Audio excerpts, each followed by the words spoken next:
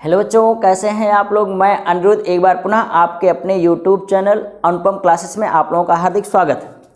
तो dear student, यदि आप इस चैनल पर नए हैं तो चैनल को सब्सक्राइब कर लें और उसके बगल वाले घंटे को प्रेस करना ना भूलें, ताकि आप लोगों को और भी जो नई वीडियो हो उसका नोटिफिकेशन मिलता रहे, ठीक, और आसानी से आप जो है कि उसका फुल आनंद ले सके देख करके, ठीक है। तो आज अगर बात किया जाए, आज की जो टॉपिक है बेहद इम्पॉर्टेंट और इंटरेस्टिंग होने वाली है, ठीक है। तो कहोगी क्या होने वाला है, आज का कौन सा टॉपिक है, तो ध्यान रखिएगा। आज पढ़ेंगे हम कूलाम का नियम। कूलाम का नियम। लेकिन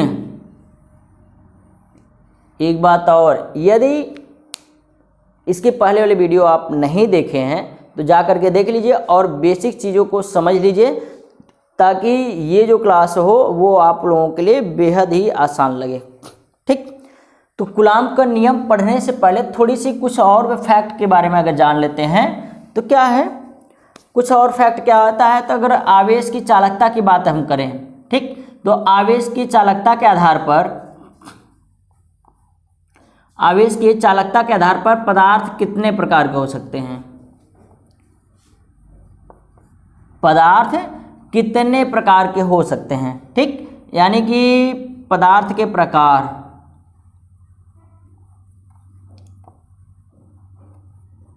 पदार्थ कितने प्रकार के हो सकते हैं, ठीक है। अगर बात किया जाए, ठीक, ये आप लोग जानते होंगे, ठीक है। पदार्थ जो है कि अगर चालकता की बात किया जाए तो दो प्रकार का होता है। क्या होता है, सुचालक और कुचालक। सुचालक और कुचालक, समझिए ना।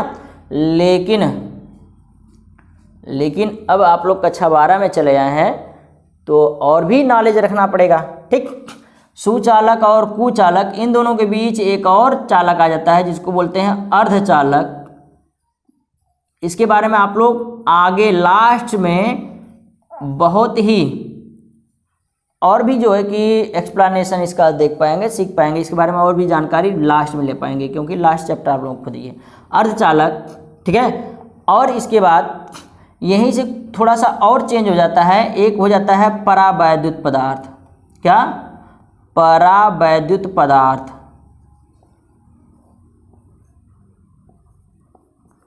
परावैद्युत पदार्थ, ठीक। तो चलिए देखते हैं क्या होता है।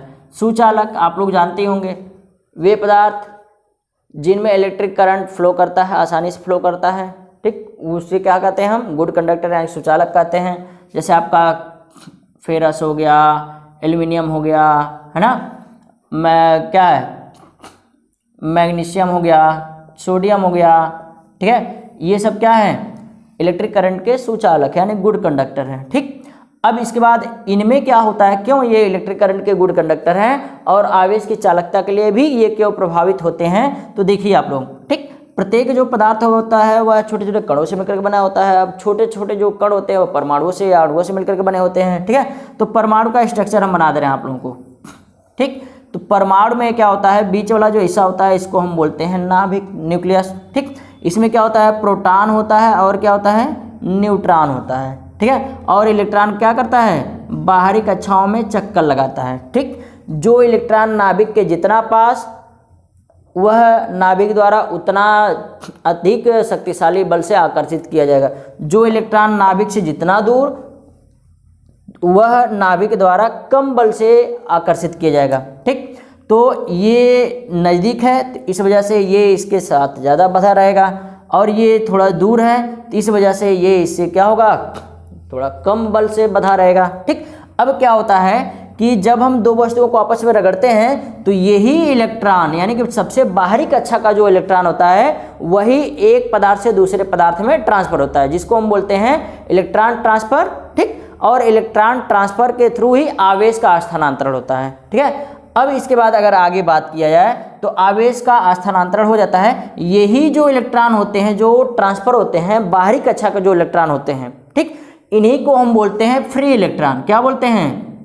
फ्री इलेक्ट्रॉन, मुक्त इलेक्ट्रॉन कहते हैं। क्या बोलते हैं? मुक्त इलेक्ट्रॉन कहते हैं। इन्हीं इलेक्ट्रॉन के थ्रू ही इलेक्ट्रिक करंट जो है क्या होता है, किसी भी वस्तु में फ्लो करता है। ठीक, और इसके बाद जब इलेक्ट्रिक करंट फ्लो करता है तो उसमें आवेश भी होता है। ठीक है, मुझे लगता है कि आप लोग समझ गए होंगे कि सुचालक पदार्थ में आवेशन का चालकता कैसे होता है। ठीक, आगे बढ़ते हैं। अब इसके बाद क्या होता है, अगर कुचालक की बात किया जाए तो कुचालक में ये जो फ्री इलेक्ट्रॉन होता है ना, कुचालक में नहीं होता है। ठीक है, कुचालक में ये फ्री इलेक्ट्रॉन नहीं होता है। ठीक, तो जब कुचालक में ये फ्री इलेक्ट्रॉन नहीं होगा तो जाहिर सी बात है कि उसमें क्या होगा, इलेक्ट्रिक करंट फ्लो नहीं होगा। ठीक है, क्योंकि यही फ्री इलेक्ट्रॉन ही इलेक्ट्रिक करंट फ्लो होने के लिए जिम्मेदार होते हैं। ठीक, तो कुचालक में फ्री इलेक्ट्रॉन नहीं होता है तो इसी वजह से उसमें भी इलेक्ट्रिक करंट फ्लो नहीं करता है। ठीक है, अगर बात की जाए कुचालक की तो आप क्या कर सकते हैं, पॉलीथीन ले लेते हैं। ठीक है, प्लास्टिक, ठीक, प्लास्टिक हो जा रहा है आपका। ठीक है, सूखी लकड़ी हो गई। ठीक, इस तरीके से मतलब बहुत सारी वस्तुएं हो गई, ये आपका क्या हो जाएंगे, कुचालक हो जाएंगे। ठीक है, अब इसके बाद इन दोनों के बीच आ जाता है क्या, अर्धचालक। क्या आ जाता है, अर्धचालक, सबसे इंपॉर्टेंट, और इसका कुछ अलग कॉन्सेप्ट ये जरूर आप लोगों को पता होना चाहिए। ठीक, अर्धचालक क्या होता है, सुचालक और कुचालक के बीच का पदार्थ होता है। ठीक, तो कहने का मतलब यह है कि इसमें सुचालक की अपेक्षा चालकता कम होती है और कुचालक की अपेक्षा चालकता इसमें ज़्यादा होती है। ठीक, तो कहने का मतलब क्या है, देखिए आप लोग, कहने का मतलब क्या है। ठीक, जैसे मान लीजिए अगर कार्बन की ही बात किया जाए, ठीक, तो कार्बन का कितना होता है, परमाणु क्रमांक 6 होता है, तो इसकी बाहरी कक्षा में कितना इलेक्ट्रॉन होगा, 4 होगा। ठीक है, अब यहाँ पर देख लीजिए इसका एटॉमिक स्ट्रक्चर देख लीजिए आप लोग, समझ में आ जाएगा। यहाँ प्रोटॉन, यहाँ न्यूट्रॉन। ठीक, और पहले कोष में 2 और इसमें 4 इलेक्ट्रॉन होंगे। कितने होंगे, 4 इलेक्ट्रॉन होंगे। ठीक है, अब क्या होता है कि इसमें जो है कि 6 प्रोटॉन है, यानी कि 6 का उसमें आकर्षण बल ज़्यादा लग रहा है। ठीक, अब ये वही बंधा हुआ है शक्तिशाली बल से, ये भी बंधा हुआ है शक्तिशाली बल से, लेकिन ये बाहर वाले जो इलेक्ट्रॉन हैं वह बराबर बराबर बल से क्या होते हैं, बंधे हुए हैं। ठीक, तो कहने का मतलब यह है कि ये जो बाहरी वाले जो इलेक्ट्रॉन हैं, ठीक है, ये आसानी से क्या हो सकते हैं, बाहर भी जा सकते हैं और आसानी से ये बाहर भी नहीं जा सकते हैं। ठीक, तो कहने का मतलब कुछ विशेष परिस्थिति में, जैसे कार्बन का ही एक रूप होता है ग्रेफाइट, ग्रेफाइट होता है। ठीक है, अब ग्रेफाइट में ये जो बाहरी 4 इलेक्ट्रॉन हैं ये सुचालक का काम करते हैं, उस पदार्थ को सुचालक बनाने का काम करते हैं, यानी कि यही 4 इलेक्ट्रॉन जो है वह फ्री इलेक्ट्रॉन बन जाते हैं। ठीक, लेकिन यहीं पर आप लोगों को बता दें, कार्बन का ही एक रूप है क्या, हीरा, हीरा। ठीक है, हीरा, ठीक, डायमंड। अब ये जो हीरा है यही कार्बन का ही 4 इलेक्ट्रॉन उसमें भी सम्मिलित होते हैं, लेकिन फिर भी ये क्या होते हैं, ये शक्तिशाली बलों से बंधे होते हैं, जिस कारण से ये सुचालक ना बना करके पदार्थ को क्या बना देते हैं, कुचालक बना देते हैं। तो मुझे लगता है कि आप लोग समझ गए होंगे। ठीक, विशेष परिस्थितियों में यही इलेक्ट्रॉन फ्री इलेक्ट्रॉन हो जाते हैं और कुछ विशेष परिस्थितियों में यही इलेक्ट्रॉन क्या हो जाते हैं, फ्री ना होकर के बल्कि वह नाभिक से बंधे होते हैं। ठीक, तो इस स्थिति में ये आपका क्या बन जाता है, अर्धचालक हो जाता है। ठीक है, और एक बात ध्यान रखिए, अर्धचालक की बात किया जाए तो जैसे कार्बन हो गया आपका, क्या, कार्बन हो गया, सिलिकॉन हो गया, ठीक है, जर्मेनियम हो गया। ठीक, ये सब क्या हो गए, ETC, ये सब अर्धचालक होते हैं। एक और बात ध्यान रखिएगा, क्या, कि ये जो अर्धचालक होते हैं 0 केल्विन ताप पर, कितने पर, 0 केल्विन ताप मतलब परम ताप पर। ठीक है, ये पूर्ण रूप से क्या, ये पूर्ण रूप से कुचालक हो जाते हैं। 0 केल्विन ताप पर ये पूर्ण रूप से क्या हो जाते हैं, कुचालक हो जाते हैं। ठीक, और इसके बाद वाला जो ताप है, यानी कि उससे बढ़ करके जो ताप है, ठीक है, उस पर यानी कि 0 से ज़्यादा, ठीक, 0 से ज़्यादा ताप पर ये क्या हो जाते हैं, अर्धचालक का काम करते हैं। क्या करते हैं? अर्धचालक का। यानी कि अगर 100 डिग्री सेल्सियस की बात किया जाए, ठीक, 100 डिग्री सेल्सियस पर ये क्या हो जाते हैं? सुचालक का काम करते हैं। इस बात को ध्यान रखिएगा आप लोग, ठीक है। चलिए आगे बढ़ते हैं। ये यहाँ पर एक और फैक्ट है, परावैद्युत पदार्थ। ये क्या होता है? परावैद्युत पदार्थ ही कुचालक पदार्थ ही होता है। क्या होता है? कुचालक पदार्थ होता है। लेकिन विशेष परिस्थिति में क्या होता है कि जब हम इसको वैद्युत क्षेत्र में रख देते हैं, किस में रखते हैं? वैद्युत क्षेत्र में रख देते हैं, तो इसमें आवेश प्रेरित हो जाता है। आवेश क्या हो जाता है? प्रेरित हो जाता है। इसके पहले वाले क्लास में आप लोगों को वैद्युत प्रेरण क्या होता है, किस प्रकार से आवेश होता है, आवेशन जो है कि प्रेरण वृत्त से होता है, ये आप लोग को बताया गया है, ठीक। तो जा करके देख लीजिएगा अगर नहीं देखे हो तो। क्या होता है फिर समझिए, परावैद्युत पदार्थ क्या होता है? या कुचालक पदार्थ ही होता है। लेकिन अगर इस पदार्थ को हम वैद्युत क्षेत्र में रखते हैं, अब वैद्युत क्षेत्र क्या होता है आगे पढ़ाया जाएगा, वैद्युत क्षेत्र में रखते हैं तो उस पर आवेश क्या हो जाते हैं? प्रेरित हो जाते हैं। उस पर आवेश क्या हो जाते हैं? प्रेरित हो जाते हैं। तो उन्हें हम क्या बोलते हैं? परावैद्युत पदार्थ कहते हैं। जैसे आपका ब्रोमीन हो गया, क्या? ब्रोमीन हो गया, ठीक, मोम हो गया, ठीक है, कांच हो गया, ये सब क्या है? ये सब क्या है? परावैद्युत पदार्थ हैं, ठीक। अब आगे बढ़ते हैं इंटरेस्टिंग टॉपिक की तरफ। किधर? इंटरेस्टिंग टॉपिक की तरफ। जो आप लोगों को शुरुआत में लॉलीपॉप थमाए थे ना कि हाँ आज इस क्लास में यही चलने वाला है, ठीक। चलिए आगे बढ़ते हैं। कूलाम का नियम।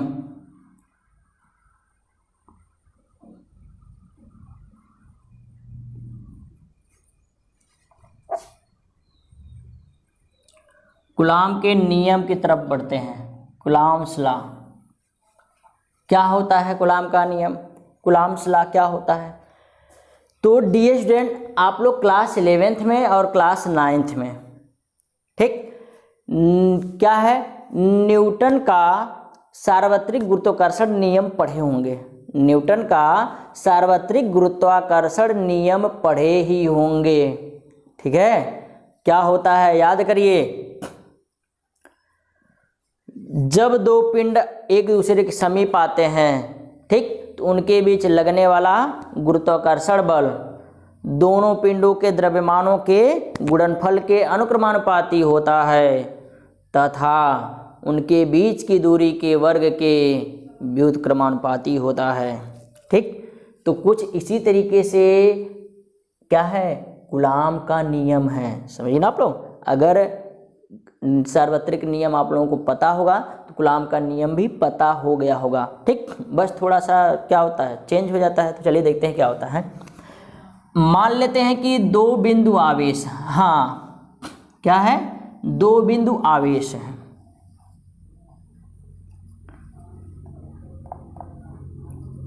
ये हो गया Q1, ये हो गया Q2। एक बात और आप लोगों को बता दें कि ये बिंदु आवेश क्या होता है। बिंदु आवेश यानी कि ऐसा आवेश जो होता है वह उसकी बीच की दूरी से अत्यंत ही कम हो, ठीक है। उसका जो रेडियस होता है वह उसकी बीच की दूरी से क्या हो, अत्यंत कम हो, तो उसको हम बिंदु आवेश बोलते हैं, ठीक। तो मान लेते हैं दो बिंदु आवेश हैं, ठीक है। एक हो गया Q1 और दूसरा हो गया Q2। एक हो गया Q1 और दूसरा क्या हो गया Q2, और इनके बीच की जो दूरी है,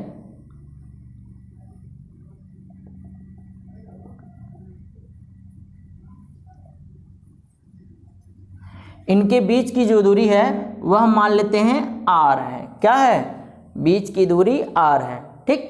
तो क्या होता है, अब इनके बीच वैद्युत बल लगेगा। क्या लगेगा? वैद्युत बल, ठीक। तो एक बात आप लोगों को जानकारी के लिए बता दिया जाए, वैद्युत बल क्या होता है। वैद्युत बल, इलेक्ट्रिक फोर्स, वैद्युत बल ये क्या होता है कि किन्हीं दो आवेशों के बीच, चाहे वो पॉजिटिव पॉजिटिव हो, चाहे नेगेटिव नेगेटिव हो, चाहे पॉजिटिव नेगेटिव हो, कहने का मतलब चाहे सजातीय आवेश हो चाहे विजातीय आवेश हो, किन्हीं दो क्या बिंदु आवेशों के बीच, किन्हीं दो आवेशों को जब हम एक दूसरे के नज़दीक रखते हैं, ठीक, तो वो क्या करते हैं, एक बल का अनुभव करते हैं। ठीक है, अब वो बल जो होता है या तो प्रतिकर्षण बल हो सकता है या तो आकर्षण हो सकता है, या तो प्रतिकर्षण बल हो सकता है या तो आकर्षण बल हो सकता है, यानी रिपल्सन या अट्रैक्शन हो सकता है। ठीक, अब इसके बाद क्या होता है, यही रिपल्सन या अट्रैक्शन जो फोर्स होता है वही क्या होता है, इलेक्ट्रिक फोर्स कहलाता है। यानी कि दो बिंदु आवेशों को जब एक दूसरे के नज़दीक रखते हैं तो वो प्रतिकर्षण या आकर्षण बल का अनुभव करते हैं। यही प्रतिकर्षण या आकर्षण बल क्या कहलाता है, वैद्युत बल कहलाता है। यानी कि आवेशों के कारण लगने वाला बल, ठीक है, आवेशों के कारण लगने वाला बल वैद्युत बल कहलाएगा। समझिए ना। चलिए आगे बढ़ते हैं। तो इन दोनों के बीच क्या होगा, बल लगेगा। ठीक, अब देखिए आप लोग क्या होता है, आप लोगों को सजाती और विजातीय का कॉन्सेप्ट समझाए हैं इसके पहले वाले सेशन में। ठीक है, अगर ये पॉजिटिव है ये भी पॉजिटिव है तो इनमें क्या होगा, रिपल्सन होगा। अगर ये निगेटिव है ये भी निगेटिव है तो इनमें क्या होगा, रिपल्सन होगा। अगर ये पॉजिटिव है ये निगेटिव है तब इनमें क्या होगा, अट्रैक्शन होगा। ठीक, तो अब क्या हो रहा है ये आप लोग खुद सोच लीजिएगा, समझिए ना। तो देखिए कॉन्सेप्ट क्या बनता है, कूलाम का नियम क्या बोला जाता है, कूलाम का नियम क्या बोले हैं, यानी कूलाम अपने नियम में क्या बोले हैं। ठीक, तो इन्होंने ये बताया है कि अगर दो बिंदु आवेश एक दूसरे के नज़दीक रख रहे हैं, एक दूसरे के नज़दीक रख रहे हैं तो उनके बीच लगने वाला वैद्युत बल, दो बिंदु आवेशों के बीच लगने वाला बल कौन सा, वैद्युत बल, दोनों आवेशों के परिमाणों के गुणनफल के। अब ये परिमाण क्यों, ये भी पॉजिटिव ये भी पॉजिटिव, या ये निगेटिव ये निगेटिव, या ये पॉजिटिव ये निगेटिव, या ये निगेटिव ये पॉजिटिव, यानी किसी भी विशेष परिस्थिति में हो सकते हैं। ठीक, अब होता क्या है यहाँ पर परिमाण, यहाँ पर आप ये जो देख रहे हैं ये इनका नेचर है, ये इनका क्या है, नेचर है। ठीक, लेकिन उनकी जो क्वांटिटी है वह सेम रहेगा। ठीक है, उनकी जो क्वांटिटी है वह क्या होगा, सेम होगा, बस केवल इनका नेचर विपरीत है। ठीक है, प्लस माइनस के रूप में ये विपरीत है। अब इनका परिमाण की बात किया जाएगा, अगर मान लेते हैं 2 कूलाम का आवेश है तो इनका परिमाण कितना होगा, 2 ही होगा। -2 कूलाम का आवेश है तो इनका परिमाण 2, अगर +2 कूलाम का आवेश है तो इनका भी परिमाण 2। यानी कहने का मतलब चाहे वो माइनस में हो चाहे वो प्लस में हो, यानी कि नेगेटिव चार्ज हो या पॉजिटिव चार्ज हो, उनका जो परिमाण हम जब लिखते हैं तो वो किस में लिखते हैं, पॉजिटिव रूप में ही लिखते हैं। समझिए ना। परिमाणों के गुणनफल के अनुक्रमानुपाती होता है। ठीक, तथा दोनों के बीच की दूरी के वर्ग के व्युत्क्रमानुपाती होता है। ठीक है, दूरी के वर्ग के व्युत्क्रमानुपाती होता है। अब समझते हैं इसको और भी बढ़िया से। ठीक, तो ये आप लोग लिख लीजिएगा, बेहद इंपॉर्टेंट है। आगे बढ़ते हैं।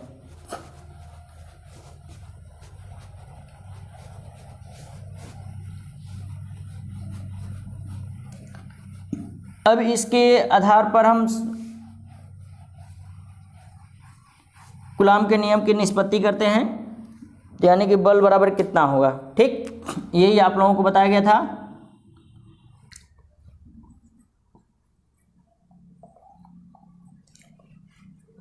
दोनों के बीच लगने वाला वैद्युत बल, यानी कि मान लेते हैं F इन दोनों के परिमाणों के गुणनफल के, यानी कि Q1 का परिमाण Q1, Q2 का Q2, directly proportional to Q1 into Q2। ठीक है, इक्वेशन 1।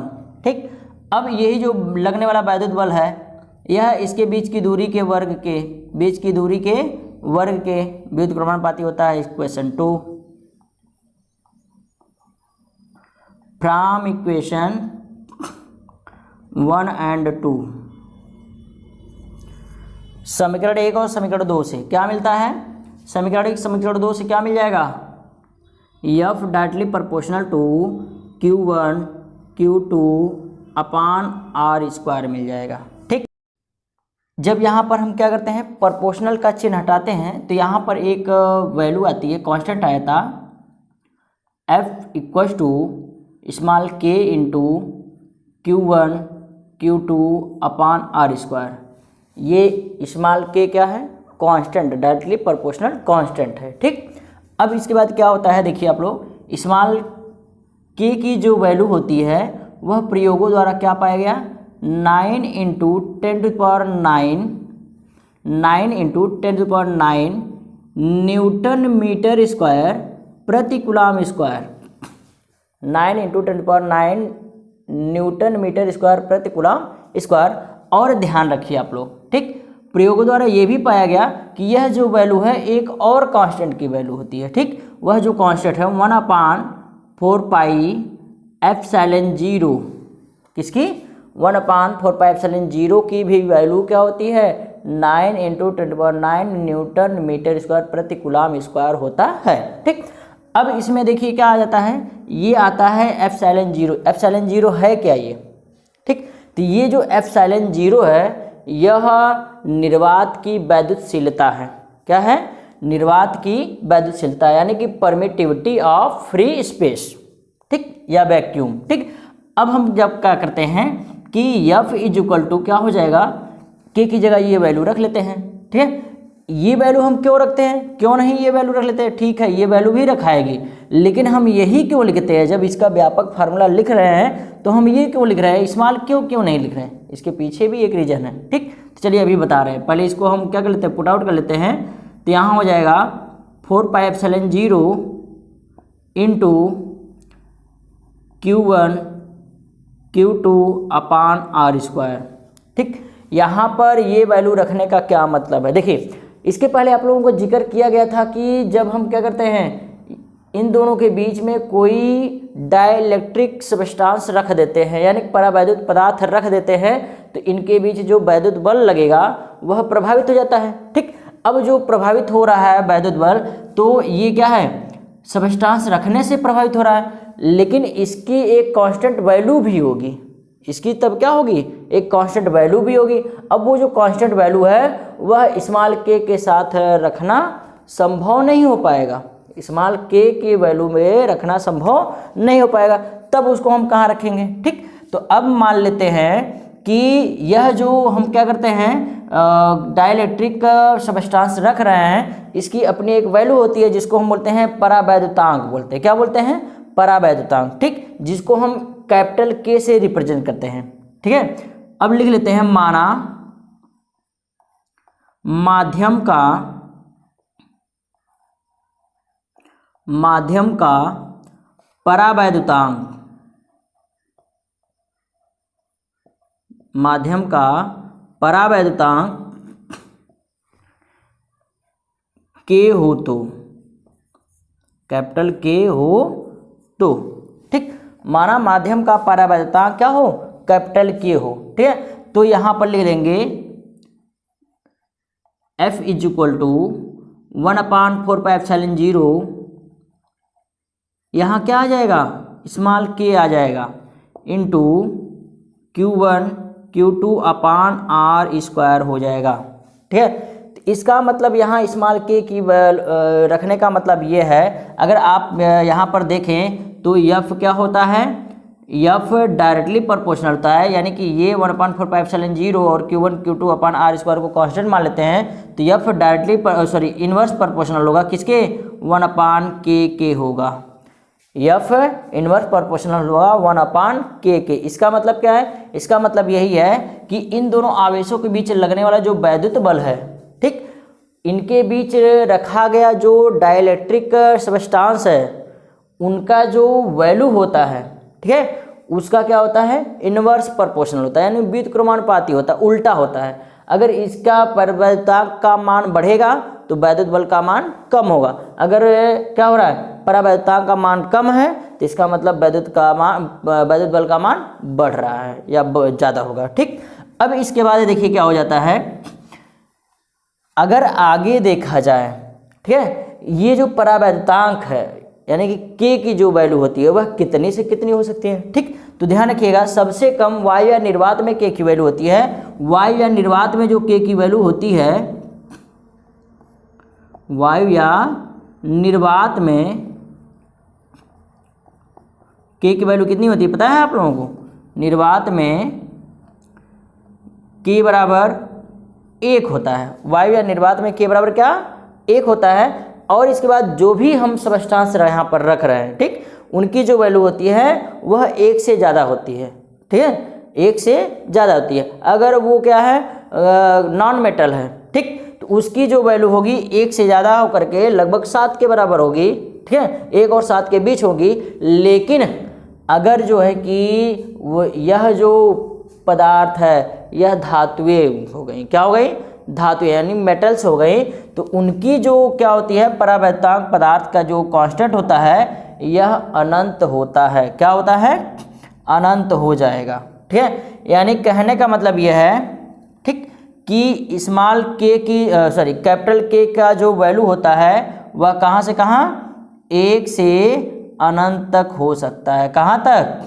1 से कहाँ तक हो सकता है, अनंत तक हो सकता है, ठीक। तो मुझे लगता है कि आप लोग समझ गए होंगे। चलिए आगे बढ़ते हैं नेक्स्ट लेवल पर, ठीक। तो क्या होता है कि यहाँ पर F = 1/4πε0 K × Q1 Q2 upon R², ये तो आ गया, ठीक है। अब आगे बढ़ते हैं। यहाँ पर आप लोग देख पा रहे होंगे क्या ε0 है ना, क्या है ε0 है, ठीक। तो इसी लगे हम जो है कि ε0 के भी बारे में बता दे रहे हैं आप लोगों को।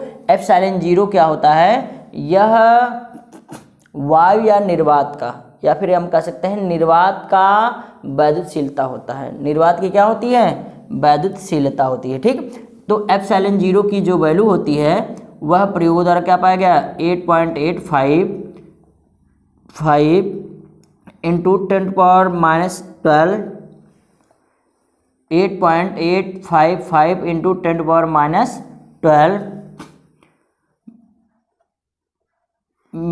कूलाम स्क्वायर पर न्यूटन मीटर स्क्वायर, याद रखिएगा आप लोग, ठीक। ε0 की वैल्यू यानी कि निर्वात की जो वैद्युतशीलता होती है उसकी जो वैल्यू होती है वह 8.855 × 10⁻12 कूलाम स्क्वायर प्रति न्यूटन मीटर स्क्वायर होता है, ठीक। अब आगे बढ़ते हैं। जैसा कि आप लोग जानते होंगे कि जो बल होता है वह एक सदिश राशि होती है। जो बल होता है वह क्या होता है, एक सदिश राशि होती है, ठीक है। तो हम क्या करते हैं, ये जो बल है तो इनको हम सदिश रूप में लिख लेते हैं। इसको क्या कर लेते हैं, एक सदिश रूप में लिख लेते हैं। तो ध्यान दीजिए आप लोग, यानी कि इन वेक्टर फॉर्म वेक्टर F = क्या हो जाएगा 1/4πε0 K × Q1 Q2 upon R²। अब यहाँ देखिए ये तो आपका कांस्टेंट है, ये वेक्टर फॉर्म तो होगा नहीं। अब रही बात ये Q1 और Q2 ये जो क्या है चार्जेज हैं, ठीक, यह आपका क्या होता है स्केलर क्वांटिटी है। क्या है, स्केलर क्वांटिटी। अब बचता क्या है, इनके बीच की जो क्या है डिस्टेंस है, बीच की क्या है डिस्टेंस है, ये बच रहा है, ठीक। तो कहने का मतलब ये है कि यही आपका क्या होगा, इसी का वेक्टर होगा, ठीक, इसी का क्या होगा वेक्टर होगा। तो यानी कि इसका जो वेक्टर हो जाएगा वेक्टर फॉर्म में, तो क्या हो जाएगा यूनिट वेक्टर R हो जाएगा, यूनिट वेक्टर R, या फिर R कर लेते हैं, ठीक है। यानी कि vector F = 1/4πε0 K × Q1 Q2 upon R² unit vector R, ठीक। ये हो गया आपका सदिश फॉर्म, समझिए ना। अब इसके बाद आगे देखते हैं क्या होता है कि ये हो गया, ठीक। अब बल का जो मात्रक होता है, थोड़ा सा इन सब के भी बारे में बात कर लें। बल का जो मात्रक होता है ये आप लोग जानते होंगे कि न्यूटन होता है। क्या होता है, न्यूटन होता है। और ये तो होता है क्या एसआई मात्रक, ठीक। अगर सीजीएस पद्धति में बात किया जाए तो बल का मात्रक क्या होता है, डाइन होता है। क्या होता है, डाइन होता है, समझिए ना। तो ये सब वैल्यू आप लोग जान लीजिएगा। अब ये तो कूलाम का नियम तो हम पढ़ लिए हैं, ठीक है। अब कूलाम के नियम का महत्व क्या है, कूलाम का नियम हम पढ़ क्यों रहे हैं, समझिए। महत्व देख लेते हैं क्या होता है कूलाम के नियम का महत्व। जैसा कि आप लोगों को बताया गया होगा कि प्रत्येक जो पदार्थ होता है वह परमाणु से मिलकर बना होता है, ठीक है। और अगर यहाँ पर देख लिया जाए तो परमाणु का क्या होता है, यहाँ हम बना दिए हैं परमाणु का स्ट्रक्चर, ठीक। अब परमाणु का एक नाभिक भी होता है जिसमें क्या होता है प्रोटॉन होता है और न्यूट्रॉन होता है। और इसके ऑर्बिट में इलेक्ट्रॉन क्या करता है, चक्कर काटता रहता है। इलेक्ट्रॉन क्या करता है, चक्कर काटता रहता है, ठीक है। अब ये जो है कि इलेक्ट्रॉन चक्कर काटता है, ठीक। प्रोटॉन पर पॉजिटिव चार्ज इलेक्ट्रॉन पर नेगेटिव चार्ज। ठीक है, यहाँ से आप लोग देख पा रहे होंगे यहाँ नेगेटिव चार्ज है इलेक्ट्रॉन पर और प्रोटॉन पर पॉजिटिव चार्ज, तो यानी कि यह इलेक्ट्रॉन क्यों चक्कर काटता है अपने ऑर्बिट पर? जाहिर सी बात है कि यहाँ पर ऋण आवेश, यहाँ पर धन आवेश, तो नाभिक जो है वह इलेक्ट्रॉन को अपनी तरफ क्या करता रहता है? आकर्षित किया रहता है, जिस कारण से यह इलेक्ट्रॉन ऑर्बिट में चक्कर लगाता है और परमाणु का अस्तित्व भी बना रहता है। मेन पॉइंट, परमाणु का क्या होता है? अस्तित्व भी बना रहता है। ठीक है, अब इसके बाद क्या होता है, यानी कि इनके बीच भी कौन सा बल लगता है? वैद्युत बल लगता है। कौन सा बल लगता है? वैद्युत बल, यानी कि नाभिक और इलेक्ट्रॉन के बीच जो बल लगेगा वह होता है वैद्युत बल। ठीक है, अब यहाँ पर देख लीजिए आप लोग कि ये नेगेटिव ये पॉजिटिव, इनके बीच बल लग रहा है। ठीक है, पॉजिटिव और नेगेटिव मिल करके क्या बना देते हैं? उदासीन बना देते हैं। क्या बना देते हैं? उदासीन बना देते हैं। इसी कारण से पदार्थ के जो परमाणु होते हैं, एटम्स होते हैं, एटम, ठीक है, एटम्स जो होते हैं वह फ्री स्टेज में, क्या फ्री स्टेज में ये भी क्या होते हैं? न्यूट्रल होते हैं। क्या होते हैं? न्यूट्रल होते हैं, यानी कि उदासीन होते हैं। इस तरीके से ये हम कह सकते हैं कि स्वतंत्र अवस्था में पदार्थ भी क्या होता है? न्यूट्रल होता है। ठीक, अब आगे बढ़ते हैं, तो ध्यान रखिएगा, ये तो हो गया बात इलेक्ट्रॉन और नाभिक के बीच बल लग रहा है, यानी कि इलेक्ट्रॉन प्रोटॉन के बीच बल लग रहा है। ठीक, अब यहाँ पर क्या होता है कि ये नाभिक में प्रोटॉन भी तो है। अगर हाइड्रोजन की बात किया जाए तो उसके नाभिक में क्या होता है? एक प्रोटॉन होता है। एक प्रोटॉन होता है, तो यहाँ एक इलेक्ट्रॉन एक प्रोटॉन। अब इनके बीच वैद्युत बल लग रहा है, तो ये तो एक है, बात तो हो रही है कि हाँ इनके बीच वैद्युत बल लग रहा है, जिस कारण से इनका अस्तित्व बना हुआ है। ठीक है, लेकिन जब हम हाइड्रोजन को छोड़ करके अन्य तत्वों की बात करते हैं तो उनके नाभिक में एक से ज़्यादा इलेक्ट्रॉन होते हैं। क्या? सॉरी, एक से ज़्यादा प्रोटॉन होते हैं। क्या होते हैं? एक से ज़्यादा प्रोटॉन। जैसे हीलियम हो गया, हीलियम में कितने हैं? 2 प्रोटॉन। ठीक, लिथियम हो गया, लिथियम में कितने हैं? 3 प्रोटॉन। समझिए ना। बेरिलियम हो गया 4 प्रोटॉन। बोरान हो गया 5 प्रोटॉन, है ना। तो इस तरीके से प्रोटॉनों की संख्या बढ़ती जाती है, यानी कहने का मतलब ये है नाभिक में बहुत सारे प्रोटॉन होते हैं। अब यहाँ पर प्लस चार्ज, ठीक है, प्रोटॉन मतलब क्या? Plus charge. प्लस चार्ज में क्या होता है कि एक दूसरे को रिपल्स करते हैं, एक दूसरे को क्या करते हैं? रिपल्स करते हैं। तो क्या कारण होता है, या फिर क्या नाभिक में उपस्थित जो प्रोटॉन होते हैं क्या वो एक दूसरे से लड़ाई नहीं कर सकते हैं या नहीं करते होंगे, यानी कि एक दूसरे को दूर नहीं भगाते होंगे? जैसा कि आप लोग देखते हैं वैद्युत बल का जो है कि यहाँ पर लग रहा है, पॉजिटिव पॉजिटिव एक दूसरे को रिपल्स करते हैं। ठीक है, तो यहाँ पर आप लोग सीखे होंगे कि परमाणु का क्या होता है, जो नाभिक होता है वह एक अस्थायी रूप से बना रहता है। ठीक है, प्रोटॉन यानी कि पॉजिटिव आवेश होने के नाते भी। ठीक, तो ध्यान रखिएगा आप लोग, ऐसा क्यों होता है? ठीक है, इनके बीच वैद्युत बल यानी कि इलेक्ट्रिक फोर्स तो लग रहा है, फिर भी इनको नाभिक के अंदर बांध कर जो रखता है, एक बल और भी लगता है जो नाभिक के अंदर इनको क्या करता है? बांध कर रखता है। केवल प्रोटॉन ही नहीं, न्यूट्रॉन को भी आपस में बांध करके रखता है। ठीक है, प्रोटॉन और न्यूट्रॉन दोनों को आपस में बांध कर रखता है। उस बल का नाम है नाभिकीय बल। क्या है? नाभिकीय बल। ठीक, अब इसके बाद यह जो नाभिकीय बल होता है वह इलेक्ट्रिक फोर्स से, किसे? इलेक्ट्रिक फोर्स से, नाभिकीय बल इलेक्ट्रिक फोर्स से अत्यंत ही प्रबल होता है, शक्तिशाली होता है। नाभिकीय जो बल होता है, न्यूक्लियर जो फोर्स होता है, वह क्या होता है? इलेक्ट्रिक फोर्स से अत्यंत ही शक्तिशाली होता है, जिस कारण से नाभिकीय बल के अगेंस्ट, यानी कि नाभिकीय बल के आगे वैद्युत बल क्या है? हाथी के आगे राई का काम होता है।